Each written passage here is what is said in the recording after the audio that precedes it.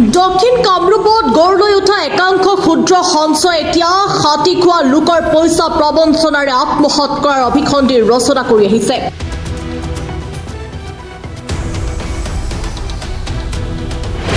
ৰাণী ভোলাগাঁও সমবায় সমিতিৰ লগতে বৰদুৱাৰ গাঁও সমবায় সমিতিৰ বিৰুদ্ধে বিগত সময়ছোৱাত উঠিছে এই অভিযোগ। আজি আমি এই সন্দৰ্ভত যুগুতোৱা এক তথ্যভিত্তিক প্ৰতিবেদন দেখুৱাবলৈ আগবাঢ়িছো। হয়, সমগ্ৰ দক্ষিণ কামৰূপত এক বৃহৎ সমস্যা ৰূপে পৰিগণিত হৈছে ক্ষুদ্ৰ সঞ্চয় বেংকসমূহ। সাধাৰণ জনতাই তেওঁলোকৰ কষ্টোপাৰ্জিত ধনসমূহ একত্ৰিত কৰিবলৈ জমা কৰিছিল ক্ষুদ্ৰ সঞ্চয় বেংকসমূহত, য'ত তেওঁলোকে নিৰ্ভৰ কৰিছিল, তেওঁলোকৰ বিশ্বাস আছিল যে সেই টকাসমূহ তেওঁলোকে উভতাই পাব। কিন্তু এটাৰ পিছত আন এটা সমস্যাই দেখা দি আছে সমগ্ৰ দক্ষিণ কামৰূপত। এফালে যদি ভোলাগাঁও গ্ৰাম পঞ্চায়ত সমবায় সমিতি, আনফালে বৰদুৱাৰ গাঁও পঞ্চায়ত সমবায় সমিতি। কিছুদিন আগত 9 জুলাইত বৰদুৱাৰ গাঁও পঞ্চায়ত সমবায় সমিতিৰ দ্বাৰা পৰিচালিত ক্ষুদ্ৰ সঞ্চয় বেংকৰ এক বৃহৎ কেলেংকাৰী পোহৰলৈ আহিছে, যাৰ পৰিপ্ৰেক্ষিতত বৰদুৱাৰ গাঁও পঞ্চায়ত সমবায় সমিতি ক্ষুদ্ৰ সঞ্চয় বেংকৰ অধ্যক্ষ চেয়াৰমেন আদিত্য চন্দ্ৰ ৰাভাক আৰক্ষীয়ে গ্ৰেপ্তাৰ কৰিছিল আৰু তাৰ সম্পূৰ্ণ আচলতে তথ্যভিত্তিক এখন এজাহাৰ দাখিল কৰিছিল এই বৰদুৱাৰ অঞ্চলৰ এগৰাকী বাসিন্দা। তেওঁ মোৰ সৈতে উপস্থিত আছে। আচলতে দাদা, কিহৰ ভিত্তিত আচলতে এজাহাৰখন দাখিল কৰিছিলে, কি উদ্দেশ্য আছিলে আপোনাৰ? মানে আমাৰ ইয়াৰে অঞ্চলৰ মানুহ কিছুমানে, তাতে বাৰু মোৰ এখন সন্তান মই নাই, এখন মোৰ নাখাব বেংকত, কিন্তু এই কলচি নিবাসৰ মানুহ আৰু ইফালৰ ওচৰৰ মানুহ মানে মেচিউৰিটি হোৱাৰ পিছতো পইচাটো পোৱা নাই বুলি গম পাইছিলোঁ। মই গম পোৱাৰ ভিত্তিত আৰু অলপ কিবা কিবি অলপ কথা বিত্তীয় কেলেংকাৰীৰ কথা গম পাইছিলোঁ। সেইকাৰণে মই মোৰ সতীৰ্থ জয়ন্ত দলৰ নামত এখন RTI কৰিছিলোঁ। RTI কৰাৰ পিছত তাতে গোটেই 3টা তথ্য ওলাই পৰিছিল। কি কি তথ্য আছিলে? তথ্যকেইটা আছিলে ধৰ এই জমা ধন যে সমবায় বেংক যে খুলিছিল, তাতে জমা ধনটো মানে মেচিউৰিটি হৈছে, মেচিউৰিটি হোৱাৰ পিছত টকাটো পোৱা নাই। আৰু কিছুমানে মেচিউৰিটি হোৱাৰ পিছত বহীটো লৈ গৈছিলে, বহীটো বুলি কিছুমানে পোৱা নাই।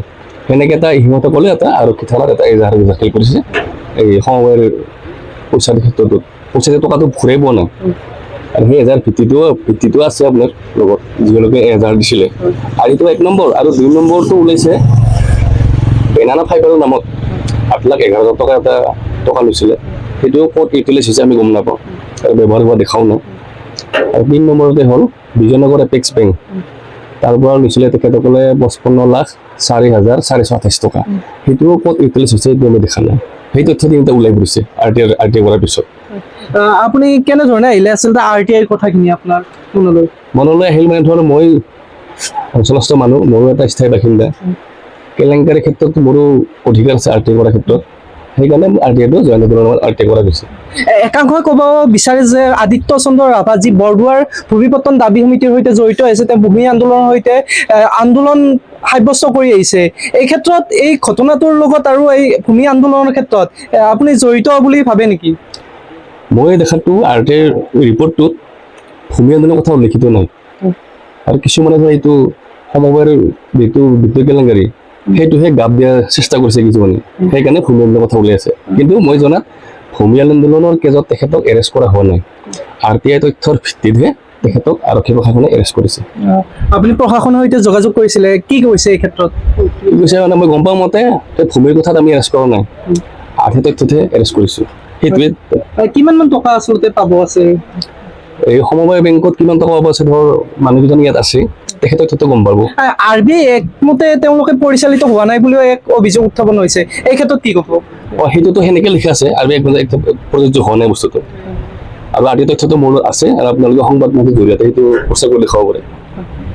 আচলতে যি ভাৰতীয় ৰিজাৰ্ভ বেংকৰ নীতি বহিৰ্ভূতভাৱে আচলতে এই বেংকসমূহ পৰিচালিত হৈছে, যাৰ কোনো চিকিউৰিটি নাছিলে, যাৰ কোনো নিশ্চয়তা নাছিলে, যাৰ বাবে আচলতে গ্ৰাহকসমূহ এনেধৰণৰ সমস্যাৰ সন্মুখীন হ'বলগীয়া হৈছে। আমি ইয়াৰে আৰু কিছু গ্ৰাহকৰ সৈতে কথা পাতিম। আপোনালোকক আচলতে প্ৰকৃত ঘটনাটো কেনেদৰে সংঘটিত হ'ল তাৰ সমুদায় আপোনালোক তথ্য দাঙি ধৰিম। শদিয়াৰ পৰা ধুবুৰীলৈ, বৰাকৰ পৰা ব্ৰহ্মপুত্ৰলৈ সকলোৰে মাজত চিনাকি এটা নাম প্ৰাতঃ টাইম। থলুৱা ভাষা, কৃষ্টি আৰু সত্য বাতৰিৰ আধাৰত প্ৰতিষ্ঠিত খবৰ প্ৰাতঃ টাইমৰ প্ৰতিটো বা বাতৰি পুংখানুপুংখভাৱে চাবলৈ Facebook, YouTube, website, Twitter, Instagram আৰু ব্লগাৰ পেজত লাইক আৰু ফ'ল' কৰক।